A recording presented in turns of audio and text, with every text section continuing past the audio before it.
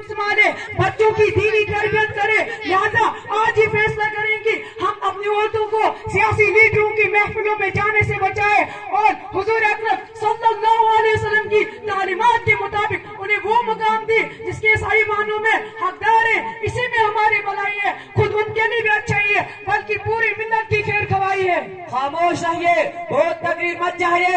ऐसा शोर कि लगता है जिब्रील अमीन आसमान से वही लेकर नाजिल हो गए। आपको कुछ खबर भी है या सिर्फ बुलंदोबाग दावी ही है? आप जैसे बहुतों ने ऐसी आवाज उठाई, शोर गुल मचाया और हमारे खवातीन को उनके मर्तबे से गिराने की कोशिश की, मगर उनकी दाल न गली और मुंह की खाने की भी पड़ी, दांत चबा कर रह गए। क्योंकि हमने मुफ्ती दारुल उलूम देवबंद से फतवा तलब किया कि औरतें बुलंदी या तो चुनाव में हिस्सा ले सकती है या नहीं, तो जवाब मिला हाँ बिल्कुल उसकी गुंजाइश है।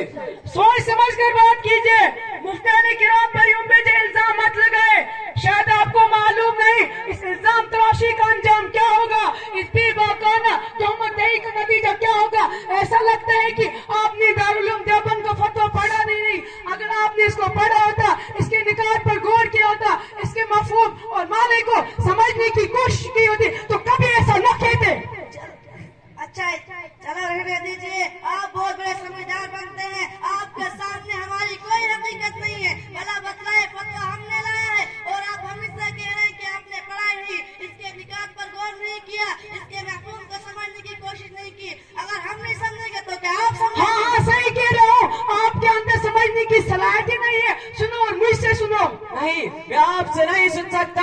आप बहुत बड़े फित्तीन मालूम होते हैं। अगर आपके बस में हो तो मुफ्ती दारुल उलूम को बुलाकर इस पूरे मजमे के सामने इस फतवा की नवीयत को वाज़ह करे।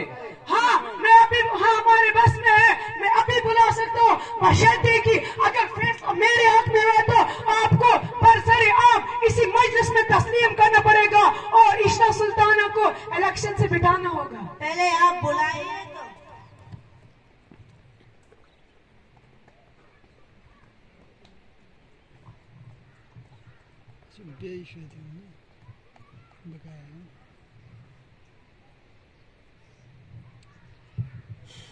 कहिए क्या मसाला है?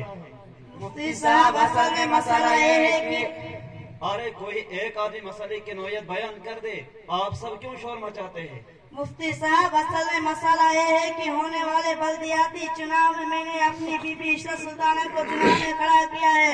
मैं इसका प्रचार कर रहा था ताकि ज्यादा से ज्यादा वोटों से कामयाबी मिले, मगर अगर यह साहिब यहाँ गल्ला फाड़ने लगे ये तो हराम नाजायज है। इससे इनका मतवा बुलंद नहीं होता बल्कि मतवा में कमी आती है। न जाने क्या क्या बकवास कर रहे थे। अरे मुफ्ती साहब, इसी पर बस नहीं बल्कि मैंने ये भी हवाला कर दिया कि दारुल उलूम से फतवा तलब किया गया जिसमें इजाजत दी गई, मगर उसको मानने के लिए तैयार नहीं, बल्कि मजीद कहने लगे कि आप लोगों की फेम नाकिस है, आप लोगों में समझने की सलाहियत नहीं, आप लोगों ने इसके मफहूम को समझने की कोशिश नहीं की, वगैरह वगैरह। मुफ्ती साहब इन्होंने भी हमको फित्तीन कहा था। सुनो, अब लड़ने की जरूरत नहीं है। दारुल उलूम देवबंद से जो फतवाई शाही हुई है उनमें यह भी कहा गया है कि अगर खवातीन हुदूद शरिया में रहकर उम्मीदवार बनती है तो फिर जायज है, और अगर हुदूद शरिया की रियायत इन्हें इस सूरत में नहीं हो सकती तो फिर जायज नहीं।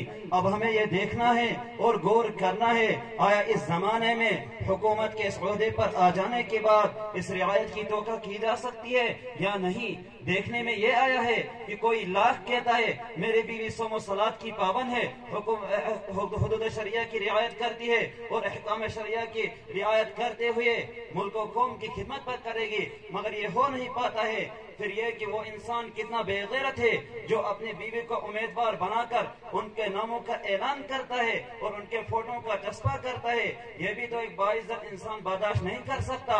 इसीलिए आफत इसी में है कि उन्हें पर्दे में रखा जाए और हुकूमत के इन चालबाजियों को समझाकर इनके खिलाफ आवाज उठाई जाए और हमारी आवाज सुनी जाएगी, बशर्ते कि हम मुत्तहिद होकर यह काम करेंगे। मुफ्ती साहब आपका बहुत बहुत शुक्रिया है कि आपने मसले की वजाहत फरमाई। अब मेरी समझ में आ गया कि हुकूमत की चालबाजियां हैं, ये तो बिल्कुल मुस्लिम पर्सनल में मुदाखलत है।